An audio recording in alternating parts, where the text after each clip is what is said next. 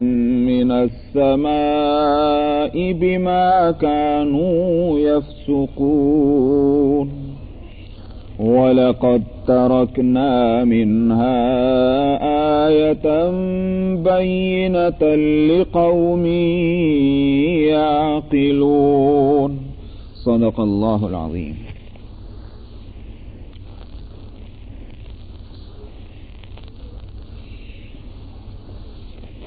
حضرت ابراہیم علیہ الصلاۃ والسلام کا ذکر چل رہا ہے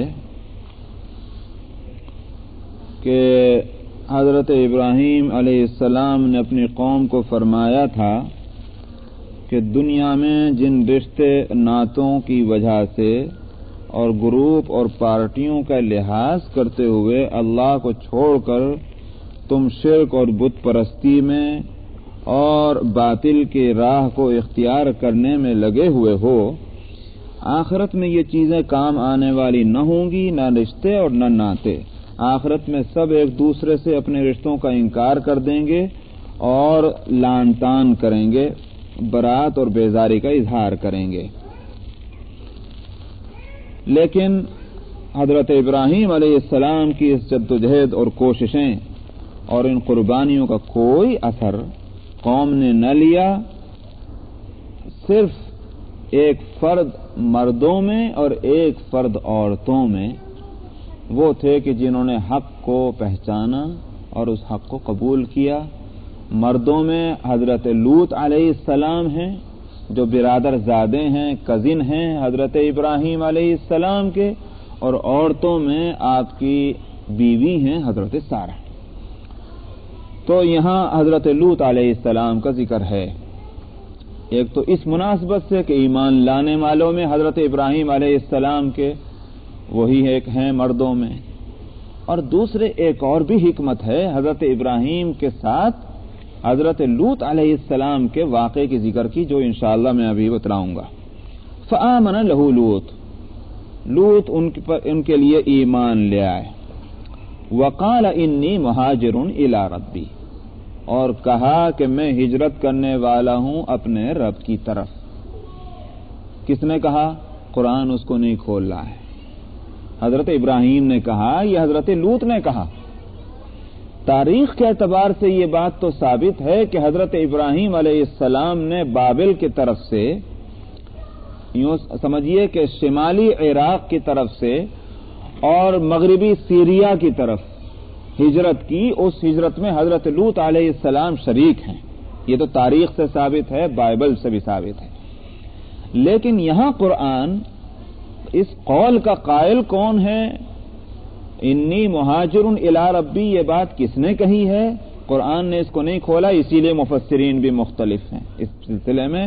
مفسرین بعض کہتے ہیں کہ حضرت ابراہیم نے فرمایا، بعض کہتے ہیں حضرت لوط علیہ السلام نے فرمایا، دونوں کی گنجائش ہے، مگر چونکہ تذکرہ حضرت ابراہیم علیہ السلام کا چل رہا ہے، اس لیے مفسرین کا رجحان زیادہ اسی طرف ہے کہ حضرت ابراہیم علیہ السلام نے فرمایا، کہ انہوں نے فرمایا کہ میں اللہ کی طرف ہجرت کرنے والا ہوں۔ یہ قوم تو اب سنتی نہیں، میں جتنی نصیحت کر سکتا تھا کر لی، جتنی کوششیں کر سکتا تھا وہ کر ڈالی، لیکن اپنے اور پرائے سب مقابلے پر کھڑے ہوئے ہیں اور میرے قتل کے در پہ ہیں، مجھے آگ میں جھونکنے تک کا بھی انہوں نے عمل کر لیا ہے۔ اب اس قوم میں رہ کر مزید کیا کروں؟ ہجرت کروں۔ ایسے موقع پر کہ جب وہ سرزمین اپنے بندے خدا ہونے کی حیثیت سے اللہ کے احکام پر عمل پیرا کرنے کی ایک جو رسپانسبلٹی اور ذمہ داری ہے، اور ذمہ داری کو ادا کرنے کی حیثیت سے اس سرزمین میں رہنا ممکن نہ رہے۔ ایک انسان کی حیثیت سے رہ سکتا ہے، ایک حیوان کی حیثیت سے رہ سکتا ہے، لیکن ایک مسلمان اور ایک مومن کی حیثیت سے، خدا کا فرما بردار ہونے کی حیثیت سے، خدا کے احکام کو فالو کرنے والے کی حیثیت سے اس سرزمین میں رہنا اس کے لیے ممکن نہ رہا ہے، اور اپنے موافق ماحول بنانے کی ساری اس نے کوششیں کر لیں، ان کوششوں میں وہ کامیاب نہیں ہے، تو پھر اس سرزمین سے ہجرت ضروری ہے۔ اگر وہ حالات نہ ہو تو پھر ہجرت کی کوئی ضرورت نہیں۔ تو ہجرت کی جو اہمیت احادیث میں ہے یا قرآن پاک میں ہے، وہ دراصل حالات کے تابع ہے۔ حالات کیسے ہیں اسی پر اس کا حکم ڈیپینڈ کرتا ہے۔ چنانچہ دیکھ لیجئے کہ فتح مکہ سے پہلے اور مدینہ منورہ کی ہجرت کے ساتھ جو دور گزرتا ہے اس درمیان میں ایک مسلمان کے اسلام کی پہچان یہ تھی کہ اس نے ہجرت کی کہ نہیں کی، یا پھر عذر شرعی پیش کرے کہ اس عذر شرعی کی وجہ سے میں نے ہجرت نہیں کی۔ لیکن اگر عذر شرعی نہیں ہے اور وہ ہجرت نہیں کرتا تو اس کے مسلمان ہونے کی کوئی پہچان اس زمانے میں نہیں تھی۔ کلمہ لا الہ الا اللہ محمد رسول اللہ جو ایک جز تھا، بل یوں کہیے کہ ایک اصول تھا، اس اصول کے اندر دوسری چیز کیا شریک تھی؟ وہ تھی ہجرت۔ لیکن فتح مکہ ہو گیا، فتح مکہ کے بعد اسلام اور مسلمانوں کے لیے حالات جزیرۃ العرب کے بالکل بدل گئے، اور خود قرآن نے کہا کہ وَرَأَيْتَ النَّاسَ يَدْخُلُونَ فِي دِينِ اللَّهِ أَفْوَاجًا۔ اب آپ دیکھتے ہیں پیغمبر کے لوگ جوق در جوق فوج در فوج اسلام میں داخل ہو رہے ہیں۔ اب اسلام کا جھنڈا بلند ہو چکا ہے، کفر کا جھنڈا سرنگوں ہو چکا ہے، اب حالات بدل گئے ہیں، اب ضرورت نہیں۔ تو فرمایا کہ لا ہجرت بعد الفتح، اب فتح مکہ کے بعد ہجرت نہیں رہی۔ تو معلوم ہوا کہ حالات کے تابع ہے ہجرت کا مسئلہ۔ حالات اگر ایسے ہیں کہ وہاں مسلمان اور مومن کی حیثیت سے وہ زندگی نہیں گزار سکتا، ہجرت کیجئے۔ اور اگر حالات ایسے ہیں کہ اپنے کو مسلمان باقی رکھ سکتے ہیں، اپنے تشخص کو برقرار رکھ سکتے ہیں، پرسنالٹی کو، اور اپنے فرائض دینی اور واجبات شرعی کو آپ ادا کر سکتے ہیں، کوئی روک ٹوک نہیں ہے، تو پھر وہاں رہنا ہوگا، وہاں رہ سکتے ہیں، کوئی اس میں اشکال نہیں۔ تو حضرت ابراہیم علیہ الصلاۃ والسلام کب ہجرت کر رہے ہیں؟ ایک پورے اس ملک میں، اس سرزمین میں ایک فرد ملا ہے، وہ اپنے خاندان کا، لوط علیہ الصلاۃ والسلام، اور باقی سارے مقابلے پر ہیں، گھر کے اپنے بڑے، گھر کے چھوٹے، اپنے برابر کے، قوم کے افراد، اور اسی طرح سے طاقت وقت وہ بھی مقابلے پر ہے۔ اس وقت انہوں نے ہجرت فرمائی۔ الی ربی کا لفظ آیا، یوں نہیں فرمایا کہ الی دینی ربی یا الی سبیلی ربی یا الی شریعت ربی، یعنی الی ربی، ان میں اپنے رب کی طرف، حالانکہ اللہ میاں کی طرف تھوڑی جانا بھائی، وہ ایک علاقے سے دوسرے علاقے جانا ہے، مگر یہ لفظ اس لیے لایا گیا ہے تاکہ محض ایک علاقے کو چھوڑ کر دوسرے علاقے جانا جو ہے وہ مقصد نہیں ہے، بلکہ مقصد رضا ہے، حق ہے، اللہ کو راضی کرنا یہ مقصد ہے۔ اس مقصد کی اہمیت کو بتلانے کے لیے الی ربی کا لفظ لائیں، اللہ کی طرف جا رہا ہوں، یعنی اللہ کی مرضی کو پورا کرنے کے لیے۔ اسی واسطے ہجرت تو کی، مگر ہجرت میں اللہ کی رضامندی مقصود نہیں ہے، وہ نیت نہیں ہے، وہ ہجرت نہیں، جیسا کہ حدیث میں فرمایا کہ انما الاعمال بالنیات وانما لكل امرئ ما نوى، اعمال کا مدار جو ہے وہ نیتوں پر ہے، جیسی نیت ویسے ہی اس کا اجر ہوگا۔ اور فمن كانت هجرته الى الله ورسوله فهجرته الى الله ورسوله، جس نے اللہ اور اس کے رسول کی طرف ہجرت کی، نیت اس کی یہی ہے، تو اس کی ہجرت بھی اللہ اور اس کے رسول کی طرف مانی جائے گی۔ ومن كانت هجرته الى دنیا او امرأة يصيبها فهجرته الى ما هاجر الیہ، بخاری شریف کی حدیث۔ اور جس نے کسی عورت کی وجہ سے ہجرت کی کہ اس ملک میں، اس علاقے میں وہ عورت ہے جو بہت خوبصورت ہے یا بہت مالدار ہے، مجھے پسند ہے کسی بھی لحاظ سے، وہاں جاؤں گا تو اس سے شادی کر سکوں گا، یا دنیا کی کسی فائدے کے لیے اس نے ہجرت کی کہ وہاں اچھا بزنس بیوپار ہوتا ہے، وہاں جو ہے انجینئرنگ اور ڈاکٹری فلاں کی ایجوکیشن بہت اچھی ہوتی ہے، یہ دنیا ہے۔ فمن كانت هجرته الى دنیا او امرأة يصيبها فهجرته الى ما هاجر الیہ، تو اس کی ہجرت بھی بس اسی کے لیے ہوگی جس کے لیے اس نے کی ہے۔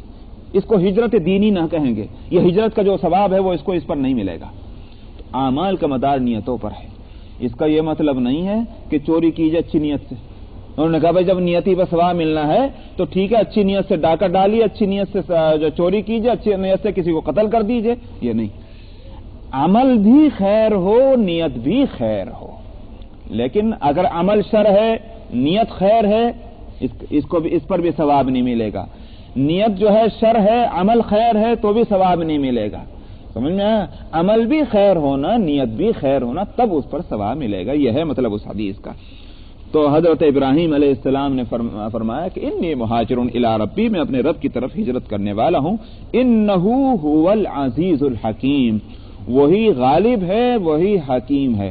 اس کا مطلب یہ ہے کہ ابھی اس کا فیصلہ اس ملک کے اندر اسلام کی سربلندی کا فیصلہ نہیں ہے، لیکن مطلب یہ کہ یہاں اگر سربلند نہیں ہوا اسلام تو اس کا یہ معنی نہیں کہ اللہ میاں مغلوب ہو گئے، اللہ تو غالب ہے۔ ہاں کسی حکمت کی وجہ سے بھی اس کا فیصلہ نہیں ہے کہ یہاں اسلام کا جھنڈا سربلند ہو، تو اس لیے میں جا رہا ہوں کہ جب اس کی حکمت کے مطابق یہاں اسلام کی ہوائیں چلیں گی تب دیکھی جائے گی۔ وَوَهَبْنَا لَهُ إِسْحَاقَ وَيَعْقُوبَ، یعنی اس سے ایک نقطہ ہے، حضرت نبی کریم صلی اللہ علیہ وسلم یا خود یہاں واقع حضرت ابراہیم علیہ السلام کا ہے، کیا مغلوب ہو گئے کفر کے مقابلے میں؟ اور پیغمبر کا مغلوب ہونا تو اللہ میاں کا مغلوب ہونا ہے، اس لیے کہ پیغمبر کوئی کام نہیں کرتا اللہ کی مرضی اور اس کے حکم کے بغیر۔ تو پیغمبر یہاں سے مغلوب ہو کر جا رہے ہیں کفر کے مقابلے میں، اس کا مطلب یہ ہے کہ اللہ مغلوب ہو گئے، نعوذ باللہ۔ یہ ذہن ہو سکتا تھا، اس لیے دو صفتیں اللہ کی لائے ہیں حضرت ابراہیم علیہ السلام کے قول کی حکایت میں کہ انہ هو العزیز الحکیم، اللہ مغلوب نہیں ہے، اللہ غالب ہی ہیں مگر حکیم ہیں۔ حکمت ابھی اس کا تقاضا نہیں کر رہی کہ اس وقت حالات سازگار ہوں، اس کے یہ معنی نہیں ہے کہ مغلوب ہو گئے ہیں، حکمت کے مناسب نہیں ہے اس وقت۔ جب کبھی حکمت ہوگی تو اللہ جب چاہیں گے اور اس کا فیصلہ ہوگا تو کوئی روکنے والا نہیں۔ وَوَهَبْنَا لَهُ إِسْحَاقَ وَيَعْقُوبَ وَجَعَلْنَا فِي ذُرِّيَّتِهِ النُّبُوَّةَ وَالْكِتَابَ، اللہ کی عجیب شان ہے۔ اللہ کے واسطے جو جس کو لوگ دباتے ہیں، یعنی اس جرم میں کہ یہ اللہ کے کلمے کو سربلند کر رہا ہے، لوگ اس کو دباتے ہیں، جتنا اس کو لوگ دباتے ہیں، معاشرہ اس کو دباتا ہے، سوسائٹی اس کو دباتی ہے، حالات اس کو دباتے ہیں، قدرت کی طرف سے جب گویا مقابلے کی تمام طاقتیں اپنا پورا زور صرف کر لیتی ہیں، اب کوئی طاقت نہیں رہی مقابلے پر، اب اللہ میاں اس کو ابھارتے ہیں اور اس کو عزت دیتے ہیں، اس کے نام کو سربلند کرتے ہیں، اس کو طاقت و قوت والا بناتے ہیں۔ یہ اللہ کا نظام ہے۔ تو دیکھیے کہ ابراہیم علیہ السلام کے لیے حالات کیا ہیں کہ اس ملک میں آپ کے لیے جینا دو بھر ہو گیا، پوری طاقت وقت جو ہے سب مقابلے پر آ کر کھڑی ہو چکی ہے، آگ میں بھی جھونکنے کا عمل ہو چکا ہے۔ اب وقت کی طاقت نے، طاغوتی طاقت نے، ابلیسی طاقت نے، شیطانی طاقت نے اپنا پورا زور صرف کر لیا، اب کچھ نہیں رہا اس کی تھیلی میں۔ اب اللہ سبحانہ و تعالیٰ کی تائید اپنا کام کرتی ہے، اس وقت کام کرتی ہے۔ اسی بات کو بتانے کے لیے فرما رہے ہیں وَوَهَبْنَا لَهُ إِسْحَاقَ وَيَعْقُوبَ، ہم نے اس کو اسحاق دیا اور اسحاق کے پیچھے یعقوب دیا۔ تو اس کا مطلب یہ ہے کہ جس کو نیست و نابود کرنے کے فیصلے کیے گئے تھے، ان کے فیصلوں پر ہمارا فیصلہ غالب آیا، اسحاق بھی ملے، یعقوب بھی ملے، اور پھر نسل چلی ابراہیم علیہ السلام کی، جس کو بے نام کرنا چاہتے تھے اس کو اللہ نے جو ہے نام آور کیا۔ یہ ہے وہ ایک تقابل اللہ کے معاملات کا اور مقابلے پر جو اللہ کے مقابلے پر جو طاقتی ہیں ان کے معاملات کا۔ ہم نے عطا فرمایا اس ابراہیم کو اسحاق اور یعقوب، اور بنایا ہم نے اس کی ذریت اور اس کی نسل میں نبوت کو اور کتاب کو، یعنی محض نسل ہی نہیں چلی، بڑی برکت والی نسل حضرت ابراہیم علیہ السلام کو۔ دیکھیے وطن چھوڑنے والا انسان دوسرے وطن میں جا کر کے غریب الوطنی کی زندگی گزارے گا، بظاہر تو یہ اس کا نام و نشان مٹ جائے گا، لیکن اللہ تعالیٰ نے صورت کیا کی، نسل دی، اور نسل بھی ایسی برکت والی کہ جس میں ہزار ہانی لاکھوں انبیاء علیہم الصلوۃ والسلام ہیں حضرت ابراہیم علیہ الصلوۃ والسلام کے نسل میں۔ اور نہ صرف یہ بلکہ فرمایا تو سورہ بقرہ کے اندر انی جاعلک للناس اماما، ہم تجھے اے ابراہیم ساری دنیا کے انسانوں کا امام بنا رہے ہیں۔ دیکھیے لوگ ان کو بے نام کرنا چاہ رہے تھے، اللہ نے ان کو ایسا نام آور کیا کہ ساری دنیا کے مقتدا بنے۔ آج کرسچن ہیں وہ بھی اپنی نسبت ابراہیم علیہ السلام کی طرف کرتے ہیں، جیوس ہیں وہ بھی اپنا پیشوا ابراہیم علیہ السلام کو مانتے ہیں، مسلمان ہیں وہ بھی اپنا پیشوا ان کو مانتے ہیں۔ ساری دنیا کی قومیں جو اپنا کوئی مذہب رکھتی ہیں وہ اپنی نسبت کو ابراہیم علیہ السلام کی طرف کرنے میں فخر محسوس کرتی ہیں۔ یہی ہے انی جاعلک للناس اماما، ہم آپ کو پیشوا بناتے ہیں ساری دنیا کے انسانوں کا۔ تو جن کو بے نام کیا جا رہا تھا ان کو اللہ نے نام آور کیا۔ سوچیں وہ لوگ کہ جو دنیا کے سامان کے ذریعے سے اپنے کو نام آور کرنا چاہتے ہیں، ان کے لیے ایک راستہ ہے کھلا ہوا اپنے کو نام آور کرنے کا، اور وہ ہے دین کا راستہ۔ مگر عجیب بات ہے، نام برعکس نہن زنگی کافور والا حساب ہے دنیا میں، دین کے اندر۔ دین میں جو اپنے کو جتنا مٹاتا ہے اللہ تعالیٰ اس کو اتنا ہی سربلند کرتے ہیں، اور جو یوں چاہے دین میں کہ میں سربلند ہو جاؤں وہ نہیں سربلند ہو سکتا۔ اس کو اپنے آپ کو مٹانا پڑے گا دین کے اندر، تو اللہ تعالیٰ اس کو پھر اٹھائیں گے۔ حضرت ذوالنون مصری رحمۃ اللہ علیہ کا واقعہ کہ ایک سفر میں تھے، اپنے ساتھیوں کے ساتھ جا رہے تھے، وہ کسی ایسے علاقے سے گزر ہوا، جنگل سے، بیابان سے، کہ وہاں ایک دیکھا کہ ایک تختہ پڑا ہوا ہے لکڑی کا زمین کے اوپر۔ یہ تختہ کیسا ہے؟ ویسے درخت سے کوئی گر کر کے کوئی ہے کہ اس کی ایک برانچ نہیں ہے، ایک تختہ ہے جو زمین پر پڑا ہوا ہے۔ جو تختے کو ہٹایا تو دیکھا وہاں تو کوئی گڑھا سا ہے، جو گڑھے کو کریدا تو معلوم ہوا کہ اس کے اندر تو بڑا خزانہ ہے۔ ایسا معلوم ہوتا ہے کسی نے دفن کیا ہوگا، تختے سے ڈھک دیا، اس کے بعد ہواؤں نے جو اوپر کی مٹی اڑائی تو تختہ سامنے نظر آ گیا وقت کے گزرنے کے ساتھ۔ ایسی صورت ہوئی۔ جو ساتھی تھے بہت خوش ہوئے، انہوں نے کہا لو بھائی بغیر محنت کے مال مل گیا۔ ہر ایک نے مال لوٹنا شروع کیا۔ ذوالنون مصری بھی انہی میں تھے، ان کی نظر جو پڑی تختے پر تو وہاں اس پر لکھا ہوا تھا اللہ، یا جو بھی اور اللہ کا نام کسی طرح لکھا ہوا ہو۔ ذوالنون نے کہا یہ تختہ زمین پر ڈالنے کے قابل ہے، اس تختے کو اٹھا لیا انہوں نے کہا کہ یہ تو بڑی قابل قدر چیز ہے، اس کی عزت کی جانی چاہیے۔ دوسروں کی نظر بھی تھی مگر انہوں نے اس پر توجہ نہ کی، وہ مال سمیٹنے میں لگ گئے۔ ذوالنون نے اس کو سنبھال کے رکھ لیا۔ خواب میں دیدار ہوا اور اس میں آواز سنی کہ اے ذوالنون تو نے ہمارے نام کو بلند کیا ہے، اب ہم تیرے نام کو بلند کریں گے۔ آپ دیکھتے ہیں کہ بزرگوں کے کوئی اگر ناموں کی فہرست بھی بنانا چاہے تو ذوالنون کو اس سے الگ نہیں کر سکتا۔ ذوالنون مصری کا نام اس کو لکھنا ہی پڑے گا۔ کوئی بھی سوانح بزرگوں کی تاریخ لکھتا ہے تو ذوالنون مصری کا ضرور تذکرہ کرتا ہے۔ یہ ہے اللہ کی طرف سے کسی کے سربلند ہونا اور نام آور ہونا۔ تو دین کے اندر آپ نے اپنے کو مٹانا پڑتا ہے، یعنی مٹانے کا یہ مطلب نہیں کہ جان بوجھ کر اپنے کو ذلیل کرے۔ جیسے بعض صوفیہ میں ایک سلسلہ ہے جس کو کہتے ہیں فرقہ ملامتیہ، وہ اپنے کو صوفی کہتے تھے۔ فرقہ ملامتیہ وہ فرقہ گزرا ہے کہ جو ایسے اعمال کرنے کو بڑی عبادت اور بڑی نیک بختی سمجھتا تھا کہ جس سے لوگ ان کو اچھا نہ سمجھیں۔ سمجھ میں آیا؟ مثال کے طور پر داڑھی بھی مڈالیں گے، مونچھ بھی مڈالیں گے، اور اسی طرح سے کپڑے بے تکے پہنیں گے، اور بھی کچھ نہیں تو شراب کی بوتل ہاتھ میں لیے پھریں گے۔ سمجھ میں آیا؟ حالانکہ شراب نہیں پیتے، حرام ہی سمجھتے ہیں، لیکن اس لیے تاکہ لوگ ان کو اچھا نہ سمجھیں۔ اچھا نہ سمجھیں تو اپنے نفس کا علاج ہوا کہ لوگ تو برا سمجھ رہے ہیں، ان کو بری نظر سے دیکھ رہے ہیں، ان کو عزت کی نظر سے نہیں دیکھ رہے ہیں، تو اپنے نفس کا علاج ہوا۔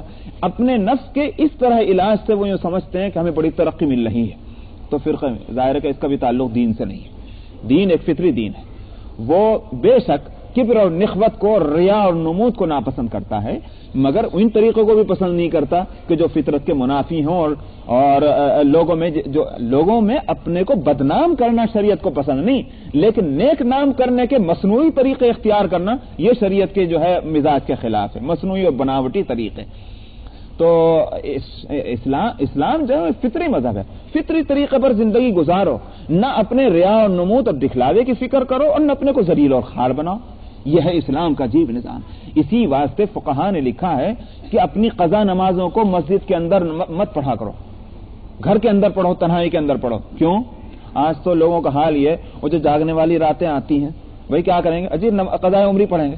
ارے بندے خدا کے، فقہاء نے تو کہا گھر کے اندر پڑھو، تم ٹھیک اس رات میں پڑھنے کے لیے کھڑے ہو جس روز جم گھٹا ہو رہا ہے، تاکہ لوگوں کو معلوم ہو جائے کہ ہماری نماز قضا ہوئی تھی، ہم نے ایک گناہ کیا تھا زندگی میں، اس گناہ کی ہم تلافی کرنے کھڑے۔ شریعت تو اس کو بھی پسند نہیں کرتی کہ ایک مسلمان سے اگر غلطی ہو گئی اور اللہ نے اس کے عیب کو چھپایا ہوا ہے تو اپنے عیب کو کھول۔ نہیں، یہ تیرا اور تیرے اللہ کے درمیان معاملہ ہے۔ جس اللہ نے تیرے پردہ پوشی کی ہے تو اپنے اس پردے کو خود کیوں اٹھا رہا ہے؟ تو اس لیے گھر کی تنہائیوں کے اندر قضا نماز پڑھنی چاہیے۔ ایک غلطی ہو گئی ہے مت کھولیے اس کو۔ تو یہ ہے اسلام کا مزاج۔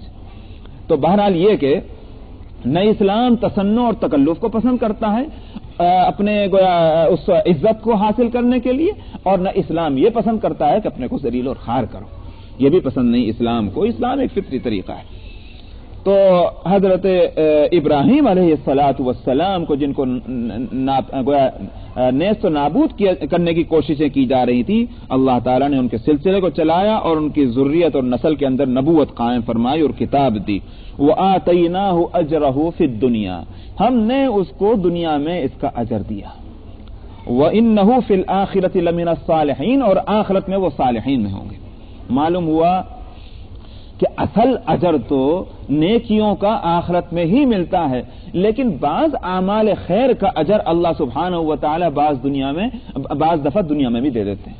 جیسے برائیوں کی اصل سزا تو آخرت میں ملے گی، لیکن بعض دفعہ برائیوں کی سزا دنیا میں دے دیتے ہیں۔ پچھلی قومیں تباہ ہوئی نہیں برائیوں کی وجہ سے، یہ مطلب نہیں کہ بس دنیا میں اگر عذاب آ گیا تو آخرت کے عذاب سے بچ جائیں گے۔ قرآن میں بار بار اس بات کو کہا گیا کہ یہ دنیا کا عذاب ہے، آخرت کا عذاب اس سے زیادہ سخت ہوگا۔ تو جس طرح سے برائیوں کی سزا اللہ تعالیٰ دنیا میں بھی دے دیتے ہیں اور اصل سزا آخرت میں ہوگی، اسی طرح نیکیوں کی جزا بھی اللہ تعالیٰ بعض دفعہ دنیا میں دے دیتے ہیں اور اصل جزا جو ہے وہ آخرت میں ملے گی۔ تو حضرت ابراہیم علیہ السلام کی ان نیکیوں کا کہ اپنے کو مٹا دیا انہوں نے، قربانیاں ہر طرح کی جیسی مانگی دین کے نام پر وہ دی انہوں نے، اللہ تعالیٰ نے دنیا میں اجر عطا فرمایا کہ آپ کو اولاد دی، اولاد وہ دی کہ جو نبی بنی اور ان صاحب شریعت بنی، اور اسی طرح سے ان کو اللہ تعالیٰ نے دنیا کے لوگوں کا امام بنایا۔ یہ دنیا کے اعتبار سے اجر ہے اور آخرت کے اعتبار سے یہ کہ وَإِنَّهُ فِي الْآخِرَةِ لَمِنَ الصَّالِحِينَ، صالحین کے معنی نیکوکار انسان، نیکیاں کرنے والا انسان۔ تو بظاہر تو یہ معلوم ہوتا ہے کہ نیکیاں کرنے والا انسان تو ہر ایک ہو سکتا ہے، نبی کا مقام اونچا ہے صالحین کے مقابلے میں، تو یہ کیا بات ہوئی کہ نبی کو بھی کہا جا رہا کہ وہ صالحین میں ہوگا؟ بات یہ ہے کہ نبوت تو ایک خاص مقام کا نام ہے، وہ کسی کو ملے سو ملے، وہ یہ نہیں ہے کہ نبوت عام ہے کہ تھوڑی سی نبوت آپ میں بھی، تھوڑی سی نبوت آپ میں بھی، تھوڑی سی نبوت، یہ نہیں۔ لیکن صلاح وہ چیز ہے کہ جس کو یوں کہیے کہ ایک عام چیز ہے، کامن، درجے کا فرق ہوگا مگر وہ ایک عام چیز ہے۔ ایک امت کے اندر بھی صالح بن سکتا ہے کوئی آدمی اور انبیاء میں بھی صلاح ہوگی، لیکن فرق ہے درجے کا۔ یہ ادنا درجے کا صالح ہے اور نبی جو ہے وہ اعلیٰ درجے کے صالح ہیں، لیکن یہ صلاحیت جو ہے نیکی یہ کامن چیز ہے، اور نبی جو ہے وہ بھی صالح ہی ہوگا۔ یہ نہیں ہو سکتا کہ نبی صالح نہیں ہے۔ سمجھ میں آیا؟ اصل جنت میں جانا آخرت کی اصل کامیابی نیکی کی وجہ سے ہے، یہ نہیں ہے کہ نبوت کی وجہ سے۔ خوب سمجھ لیجئے اس نقطے کو، آخرت کی کامیابی نبوت کی وجہ سے نہیں، آخرت کی کامیابی نیکی کی وجہ سے، ورنہ غیر نبی کو آخرت کی کامیابی نہ ملتی اگر نبوت کی وجہ سے ہوتی۔ ہاں یہ نیکی نبی کے اندر اعلیٰ درجے کی ہے، ویسی نیکی کسی اور کے اندر نہیں ہو سکتی۔ تو اِنَّهُ فِي الْآخِرَةِ لَمِنَ الصَّالِحِينَ کے معنی یہ ہیں کہ آخرت میں کامیاب لوگوں میں ہوں گے۔ اس کو اس لفظ سے فرمایا کہ لَمِنَ الصَّالِحِينَ، اس لیے کہ وہاں صالح ہی کامیاب ہوں گے۔ تو اگرچہ صالح عام لفظ ہے، ایک امت کا بھی فرد ہو سکتا ہے اور ایک نبی بھی ہو سکتا ہے، مگر اپنی اپنی شان کے مناسب۔ وَلُوطًا إِذْ قَالَ لِقَوْمِهِ إِنَّكُمْ لَتَأْتُونَ الْفَاحِشَةَ مَا سَبَقَكُمْ بِهَا مِنْ أَحَدٍ مِنَ الْعَالَمِينَ۔ حضرت ابراہیم علیہ السلام کا ذکر ہو چکا، اب اس کے بعد حضرت لوط علیہ السلام کا ذکر کیا جا رہا ہے کہ فرمایا کہ ذکر کرو لوط کا، جس وقت اس نے کہا اپنی قوم سے کہ تم ایک بڑی بے حیائی کا کام کر رہے ہو۔ کیا تھی ان کے اندر بے حیائی؟ جس کو آج کی زبان میں ہومیو سیکچولیٹی کہتے ہیں، مرد سے ہی وہ فائدہ اٹھائے جو عورت سے اٹھایا جاتا ہے۔ یہ تو جانوروں میں بھی یہ حرکت نہیں ہوتی۔ تو فرمایا کہ انکم لتاتون الفاحشۃ ما سبقکم بها من احد من العالمین، جو تم میں سے دنیا میں کسی نے اس سے پہلے یہ کام نہیں کیا، تم سے پہلے وہ کام تم کرنے کھڑے ہوئے ہو۔ تو اسی واسطے مفسرین کہتے ہیں کہ جس طرح سے حدیث کے مطابق دنیا میں جتنے ظالمانہ قتل ہوں گے، وہ قتل کرنے والا تو گنہگار ہوئے گا، مگر اتنا ہی گناہ اس کو بھی ملے گا جس نے سب سے پہلے انسانیت کا قتل کیا، انسانوں میں سب سے پہلے قتل کیا تھا، وہ تھا قابیل۔ حضرت آدم علیہ السلام کے پہلے جو نسل تھی ان میں قابیل نے حابیل کو قتل کیا۔ تو جتنے دنیا میں قتل ہوں گے ظالمانہ، اس قاتل کے گناہ کے برابر اس کو بھی گناہ ملتا جائے گا جس نے گویا پہلا قتل کیا، اس لیے کہ پہلے اس نے دروازہ کھولا ہے برائی کا۔ ٹھیک اسی طرح سے یہ مرد سے گویا فائدہ اٹھانا مردوں کے لیے جہاں جہاں دنیا میں جب کبھی ہوگا اس کو بھی گناہ ملے گا اور اتنا ہی گناہ قوم لوط کو بھی ملتا جائے گا، اس لیے کہ انہوں نے پہلے دروازہ کھولا ہے۔ قرآن یہ کہتا ہے کہ تم سے پہلے یہ کام کسی اور نے نہیں کیا۔ ما سبقکم بها من احد من العالمین، نہیں تم سے پہلے کیا کسی نے دنیا میں، سارے جہانوں میں یہ کام۔ سارے جہانوں سے مراد یعنی کہ زمین میں آسمان میں، عالمین سے یہ تو یوں بھی کہہ سکتے ہیں، مراد ہے کہ اس کی وسعت کو بتلانا۔ اور مفسرین میں جو لوگ وہ ہیں کہ عالمین مختلف مخلوقات کے لیے بولتے ہیں، عالم انسانیت، عالم حیوانیت، عالم درخت کا عالم ہے، پتھروں کا ایک عالم ہے۔ اگر اس اعتبار سے عالمین کہا جائے تو اس کا معنی یہ ہے کہ ساری مخلوقات میں تم ہی ایک وہ فرد، وہ قوم ہو کہ جنہوں نے یہ کام کیا، ورنہ اور کوئی یہ کام نہیں کرتے، جانور بھی یہ کام نہیں کرتے۔ اَإِنَّكُمْ لَتَأْتُونَ الرِّجَالَ وَتَقْطَعُونَ السَّبِيلَ، کیا تم مردوں سے اپنی ضرورت پوری کرتے ہو اور اس طرح سے تم راستہ بھی قطع کرتے ہو؟ راستہ قطع کرنے کے کیا معنی ہے؟ راستہ کاٹنا۔ مفسرین یہاں یہ کہتے ہیں کہ ان میں دو عادتیں تھیں، ایک تو مردوں سے ضرورت پوری کرنے کی، ایک تو بیماری یہ تھی، اور دوسری برائی ان کے اندر ڈاکہ زنی۔ قطع سبیل ڈاکے زنی کو کہتے ہیں، قطاع الطریق کہتے ہیں ڈاکوؤں کو، اس لیے کہ وہ راستوں میں بیٹھ جاتے ہیں اور جو قافلے آتے ہیں، جو مسافر ادھر سے چلتا ہے اس کو لوٹ لیتے ہیں۔ نتیجہ اس کا کیا ہوتا ہے؟ لوگ اس راستے کو چلنا ہی چھوڑ دیتے ہیں، تو چلتا ہوا راستہ انہوں نے کاٹ ڈالا، اس لیے ان کو قطاع الطریق کہتے ہیں، قاطع الطریق۔ تو تقطعون السبیل کے معنی یہ ہے کہ تم ڈاکہ بھی ڈالتے ہو، تو ہر طرح سے اخلاقی تم مجرم ہو کہ ایک تو امن کو برباد کرنے والے، اور دوسرا یہ کہ انسانوں کی انسانیت کو تم تباہ کرنے والے، یہ ہے تمہارا جرم۔ ایک تو تقطعون السبیل کے معنی یہ، اور وتقطعون السبیل کے ایک معنی یہ بھی ہے کہ اس ضرورت کو جب مرد عورت سے پورا کرے گا تو ظاہر ہے کہ نسل چلے گی، اور جب یہ ضرورت مرد سے پوری کرے گا تو نسل کا سلسلہ ختم۔ تو وتقطعون السبیل کا یہ معنی بھی ہے کہ تم راستے کو کاٹتے ہو۔ وتأتون فی نادیکم المنکر، اور تم یہ برائیاں کرتے ہو کہاں؟ مجلسوں کے اندر۔ یا تو یہی بات کہ یہ برائی، یہ بھی نہیں کہ برائی کو برائی سمجھ کر آدمی کر رہا ہو، ہے تو وہ بھی برائی مگر اتنی بھیانک نہیں، وہ چھپا کر رہا ہے، سمجھتا ہے برائی مگر نفس سے مغلوب ہو کر وہ برائی کر رہا ہے۔ اور جس کے اندر سے برائی کا جذبہ نکل جائے، برائی کا وہ تصور ختم ہو جائے، بلکہ اس سے آگے بڑھ کر اس برائی کو لوگ ہنر سمجھنے لگ جائیں، تو پھر وہ تنہائیوں کے اندر تھوڑی کرتے ہیں، بلکہ وہ تو مجلسوں میں کیا کرتے ہیں۔ تو ان کے اندر یہ برائی نہیں تھی، بلکہ برائی کا تصور تک ان کے ذہنوں سے نکل چکا تھا، اور یہ بے حیائی کا عمل جو ہے یہ مجلسوں کے اندر بیٹھ کر کیا کرتے تھے۔ تو یہ فرمایا کہ یہ ہے تمہاری حالت، اتنے تم آگے پہنچ چکے ہو اس برائی کے اندر۔ تو حضرت لوط علیہ السلام نے نصیحت کی، ان کی برائیوں کی نشاندہی کی، جواب وہاں سے کیا ملا؟ فما كان جواب قومه الا ان قالوا ائتنا بعذاب الله ان كنت من الصادقين۔ ارے بھائی چھوڑیے، اچھی قصہ ختم کیجئے، ہم لمبی چوڑی تقریر ہم نہیں سنتے۔ آپ کہتے ہیں عذاب آئے گا، لے آئیے وہ عذاب، کہاں ہے وہ عذاب؟ مگر ہم یہ باتیں چھوڑنے والے نہیں۔ جب قوم کو کسی برائی کی چکھی لگ جاتی ہے، کسی فرض، اس کو کوئی بات سمجھ میں نہیں آتی، پردے پڑ جاتے ہیں دماغ کے پر، وہی صورت ہے کہ لے آئیے وہ عذاب، بعذاب اللہ، اللہ کا عذاب اگر آپ سچے ہیں۔ حضرت لوط علیہ السلام نے ساری کوششیں کر لیں، جب قوم راستے پر نہیں آئی تو اللہ سے دعا کی، رب انصرنی علی القوم المفسدین، خداوندہ میری مدد فرمائیے ایک فاسد قوم کے مقابلے پر، اس لیے کہ میں تو مغلوب ہوں، آپ ہی کے تائید سے غلبہ حاصل ہو سکتا ہے اور میرا کام چل سکتا ہے۔ اب میری بات یہ سنتے نہیں، اور یہ اپنے برائیوں میں اسی طرح سے لگے ہوئے ہیں، مشغول ہیں۔ وَلَمَّا جَاءَتْ رُسُلُنَا إِبْرَاهِيمَ بِالْبُشْرَى قالوا انا مہلکو اہل هذه القریہ۔ کیا ہوا؟ میں نے آپ کو کہا تھا کہ میں بعد میں بتاؤں گا ایک اور نقطہ کہ حضرت ابراہیم کے بعد، حضرت ابراہیم علیہ السلام کے تذکرے کے بعد حضرت لوط کا تذکرہ کیوں۔ ایک تو سیدھی سی بات یہ ہے کہ لوط علیہ السلام کے کزن ہیں، دوسری بات یہ ہے کہ ہم اثر ہیں، تو ظاہر بات ہے کہ ہم اثر ہیں، تو حضرت ابراہیم کے بعد حضرت لوط علیہ السلام کا تذکرہ آنا ویسے بھی سمجھ میں آتا ہے۔ میں نے کہا تھا ایک اور بھی حکمت ہے، اور وہ حکمت کیا ہے؟ بیک کرشمہ دو کار، ایک کرشمے سے دو کام ہو جانا، یہ اللہ سبحانہ و تعالی دکھلا رہے ہیں۔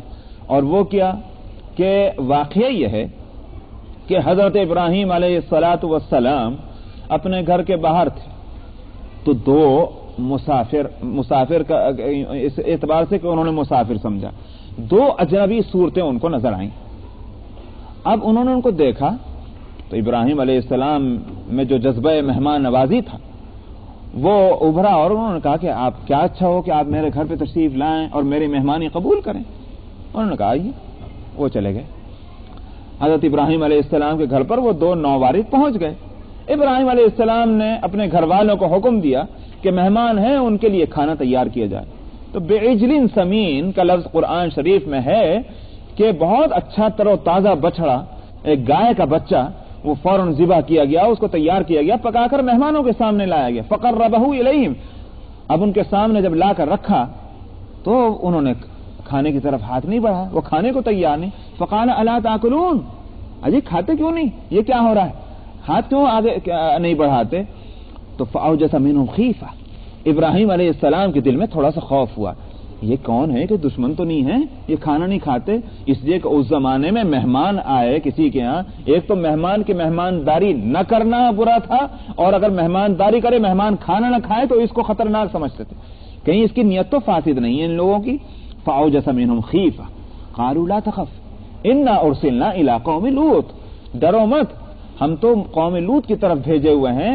مطلب یہ ہے کہ ہم انسان نہیں، ہم فرشتے ہیں، اللہ کی طرف سے آئے ہیں. انا ارسلنا الى قوم لوط وامرأته قائمة فضحكت فبشرناها بإسحاق ومن وراء إسحاق يعقوب. تو آپ کی بیگم حضرت سارہ علیہ السلام وہ پردے کے پیچھے کھڑی ہوئی تھی اور وہ یہ سارا تماشا دیکھ کے ہنس رہی تھی کہ لو یہ کھانا تیار کروایا تھا مہمانوں کے لیے، یہ معلوم ہوا کہ یہ تو فرشتے نکلے. وہ یہ دیکھ کے ہنس رہی تھی سن کر کے. تو اسی موقع پر انہوں نے خوشخبری سنائی، فبشرناہ بإسحاق ومن وراء إسحاق یعقوب، کہ صورت کیا ہے، حضرت ابراہیم بھی بوڑھے علیہ السلام 100 سال کی عمر تک پہنچ چکے ہیں، حضرت سارہ بھی بوڑھی کہ 88 سال کی عمر تک وہ بھی پہنچ چکی ہیں، بوڑھا اور بوڑھی دونوں، تو دونوں تقریباً نا امید ہو چکے ہیں بحالات دنیاوی کہ اب کوئی اولاد ہونے والی نہیں، اس عمر میں اولاد ہوا نہیں کرتی. فبشرناہا بإسحاق، خوشخبری سنائی کہ اب اسحاق پیدا ہوگا تمہارے، اور نہ صرف یہ اسحاق کے پیچھے یعقوب بھی اس کی اولاد میں ہوگا، یعنی اسحاق کے آگے نسل چلے گی. تو حضرت سارہ نے سنا، انہوں نے کہا کہاں سے ہوگا، میں تو بوڑھی ہو چکی ہے اور میں ہادہ بالی شیخہ، یہ میرا مرد بھی بوڑھا ہو چکا، تو کہاں سے ہوگا؟ تو انہوں نے کہا کہ اللہ کی قدرت میں سب چیز ہے، اس لیے اسی طرح سے اسی حالت میں بڑھاپے کے اندر تم بھی بوڑھی رہو گی، یہ بھی بوڑھے رہیں گے، اور اسی حالت میں بچہ پیدا ہوگا. دیکھیے ایک ہی گویا جماعت سے، ایک ہی قافلے سے، ایک ہی پارٹی سے دو کام لیے جا رہے ہیں. یہاں تو خوشخبری سنائی گئی، اور اس کے بعد انہوں نے اصل کیا کہا پہلے ہی کہ ہم قوم لوط کی طرف بھیجے گئے ہیں، معلوم ہوا کہ عذاب آنے والا ہے. ابراہیم علیہ السلام نے جو یہ سنا، ایک طرف تو یہ اطمینان ہوا چلو یہ دشمن نہیں ہے، دوسری طرف خوشی ہوئی کہ اسحاق پیدا ہونے جا رہے ہیں، مگر تیسری طرف جھگڑنے لگے. تو قرآن شریف میں ہے کہ کیا ہے یجادلونا فی قوم لوط، ابراہیم علیہ السلام نے ہم سے تکرار کرنی شروع کی. تکرار کا لفظ حیدرآباد میں بولتے نہیں بولتے، کس لیے بولتے ہیں؟ جھگڑا کرنے کو نا، ہاں وہی میں لفظ لایا ہوں. یجادلونا فی قوم لوط، ابراہیم نے ہم سے تکرار کرنی شروع کر دی قوم لوط کے معاملے میں. کیا کہا اس نے؟ وہاں لوط ہیں، اللہ میاں سے کہیے کہ وہ مہربانی کریں، رحم کریں، عذاب کے فیصلے کو ملتوی کر دیں، عذاب کو ٹال دیں وہاں سے. تو ہم سے جھگڑنے لگے. اللہ تعالیٰ خود فرماتے ہیں ان ابراہیم لحلیم اواہ منیب، ابراہیم جو ہیں بڑے نرم دل ہیں، بڑے توجہ کرنے والے ہیں، بڑی شفقتیں کرنے والے ہیں، اس واسطے ہم سے جھگڑ رہے تھے. معلوم ہے یہ جھگڑا بھی بہت اچھا تھا جو اللہ میاں سے ہو رہا تھا. تو حضرت ابراہیم علیہ السلام نے جھگڑا کیا، لیکن سنا دیا گیا کہ یہ فیصلہ جو ہے یہ نافذ ہونے والا ہے، اب یہ فیصلہ بدلنے والا نہیں. تو یہ جماعت فرشتوں کی خوشخبری بھی لا رہی ہے ایک قوم پر، یا یوں کہیے کہ دوسرے لفظوں میں ایک قوم کی تباہی اور بربادی کا کام ایک وقت میں لیا جا رہا ہے، اور اسی وقت میں ایک قوم کے بننے کا کام لیا جا رہا ہے کہ نہیں؟ بات یہ کہ حضرت اسحاق اور ان کی نسل سے یعقوب، اور یعقوب کی نسل سے ایک مستقل قوم آباد ہوگی بنی اسرائیل. تو ایک وقت میں یہ فیصلہ قوم کے آباد ہونے کا، اور اسی وقت میں ایک قوم کے برباد ہونے کا فیصلہ. یہ ہے بیک کرشمہ دو کار والی بات کہ اللہ تعالیٰ ایک وقت میں ایک قوم کو برباد کرتے ہیں اور اسی وقت میں دوسری قوم کو اٹھاتے ہیں. کچھ پتہ نہیں چلتا کہ اللہ کے فیصلے کیا ہونے جا رہے ہیں. اس لیے یہاں حضرت لوط علیہ السلام کا ذکر اس لیے آیا. وَلَمَّا جَاءَتْ رُسُلُنَا إِبْرَاهِيمَ بِالْبُشْرَىٰ، اور جب پہنچ گئے ہمارے رسول یعنی ہمارے ایلچی ابراہیم کے پاس خوشخبری لے کر، تو انہوں نے یوں کہا کہ ہم ہلاک کرنے والے ہیں اس بستی کے لوگوں کو. چونکہ پڑوس میں تھی حضرت ابراہیم علیہ السلام کی قوم آباد، صدوم جو ہے وہ فلسطین کا شمالی حصہ ہے. فلسطین کے اندر حضرت ابراہیم علیہ السلام موجود ہیں، اور لوط علیہ السلام جو ہے وہ صدوم کے اندر ہیں، اوپر جو یوں کہیے کہ اردن کا شمالی حصہ جو ہے وہاں ہیں حضرت ابراہیم علیہ السلام، جارڈن کے شمال میں حضرت لوط علیہ السلام. تو انہوں نے کہا کہ اس بستی کو ہم ہلاک کرنے والے ہیں. ان اہلھا کانوا ظالمین، کیونکہ اس بستی کے رہنے والے ظالم ہو چکے ہیں، انہوں نے اللہ کے دین کے معاملے میں، اخلاقی معاملات میں انہوں نے ظلم کیا ہوا ہے. قال ان فیھا لوطا، ابراہیم علیہ السلام نے کہا اجی اس میں تو لوط ہیں، تو کہاں ہلاک کرنے جا رہے ہیں؟ لوط ہیں، ان کا تو خیال کرو. مطلب فکر ہوئی حضرت لوط علیہ السلام کی، نہ صرف یہ کہ جو کزن ہیں بلکہ یہ کہ وقت کے نبی ہیں اور صالحین میں ہیں، تو ان کا لوط. اس سے ایک نقطہ ملا. نقطہ یہ ہے کہ اولیاء اور صلحاء کی موجودگی اللہ کی برکتوں اور خیر اور سعادت کی دعوت دینے کا ایک ذریعہ ہے. سمجھ میں؟ اسی لیے ابراہیم علیہ السلام کہہ رہے ہیں کہ جی عذاب کا فیصلہ سنا رہے، وہاں تو لوط موجود ہیں، تو معلوم ہوا کہ لوط کے ہوتے ہوئے کیسے عذاب آئے گا. یہ تھا سوال. اسی سوال سے اور قرآن کے اس لفظ سے مفسرین نے یہ نقطہ نکالا کہ بزرگوں کی، صلحاء کی موجودگی سے برکتیں ہوتی ہیں، اور عذاب اور مصیبتیں اور آفتیں جو ہیں اس سے وہ قوم محفوظ رہتی ہے. یوں اللہ سبحانہ و تعالی اگر وہ کچھ آفتیں بھیجنا چاہیں تو وہ ایک الگ چیز ہے، لیکن عام حالات میں یہ. قالوا نحن اعلم بمن فيها، انہوں نے کہا کہ ہم جانتے ہیں کون اس میں ہے، ہمیں معلوم ہے، ہم بے خبر نہیں ہے کہ لوط وہاں موجود ہیں اور لوط کے گھر والے موجود ہیں. لننجینہ، ہم ضرور بے ضرور ان کو بچائیں گے، ان کے گھر والوں کو بھی بچائیں گے، الا امرأتہ، مگر ان کی بیگم صاحبہ نہیں بچیں گی. کیوں؟ کانت من الغابرین، وہ پیچھے رہنے والوں میں ہیں، لہذا وہ نہیں بچیں گی. باقی لوط اور لوط علیہ السلام کے گھر والے جو ہیں ان کو ہم بچائیں گے، ہمیں پتہ ہے کون کہاں رہتا ہے. بس یہیں تک رکھیے اس لیے کہ وقت ہو گیا. صفحہ نمبر 417 آیت نمبر 36.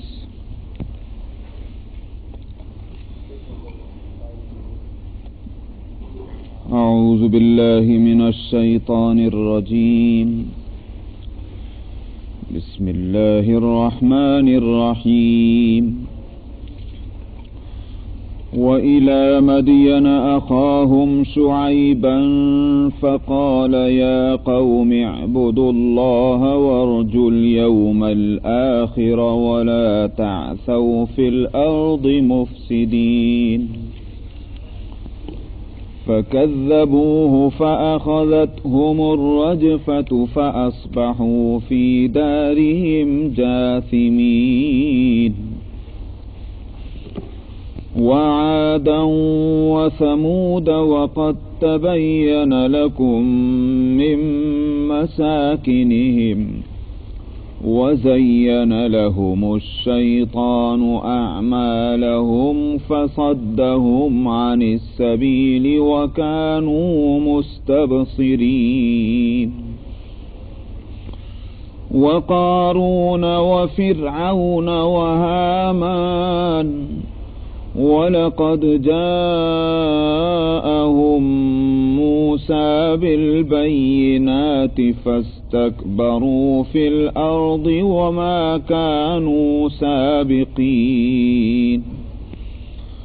فَكُلًّا أَخَذْنَا بِذَنبِهِ فَمِنْهُمْ مَنْ أَرْسَلْنَا عَلَيْهِ حَاصِبًا وَمِنْهُمْ مَنْ أَخَذَتْهُ الصَّيْحَةُ وَمِنْهُمْ مَنْ خَسَفْنَا بِهِ الْأَرْضَ وَمِنْهُمْ مَنْ أَغْرَقْنَا وَمَا كَانَ اللَّهُ لِيَظْلِمَهُمْ وَلَكِنْ كَانُوا أَنفُسَهُمْ يَظْلِمُونَ. مثل الذين اتخذوا من دون الله أولياء كمثل العنكبوت اتخذت بيتا وإن أوهن البيوت لبيت العنكبوت لو كانوا يعلمون.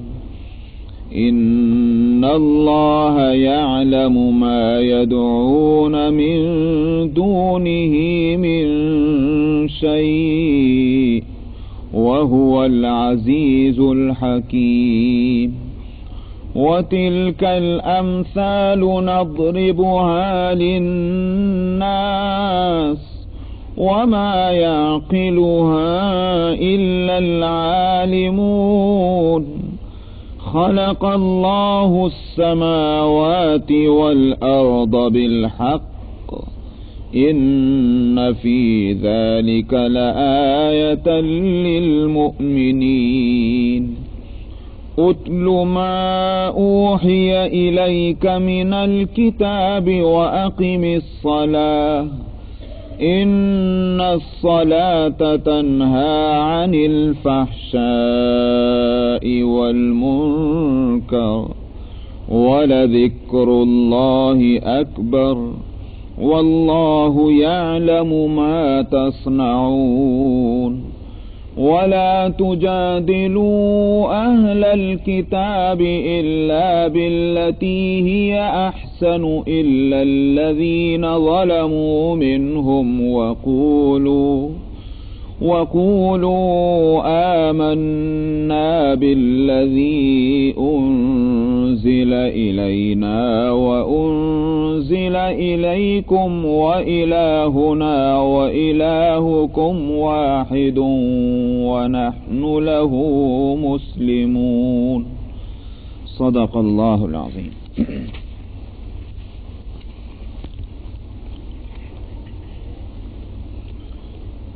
پیچھے سے کچھ انبیاء علیہمُ والسلام اور ان کی قوموں کا ذکر چلا آ رہا ہے.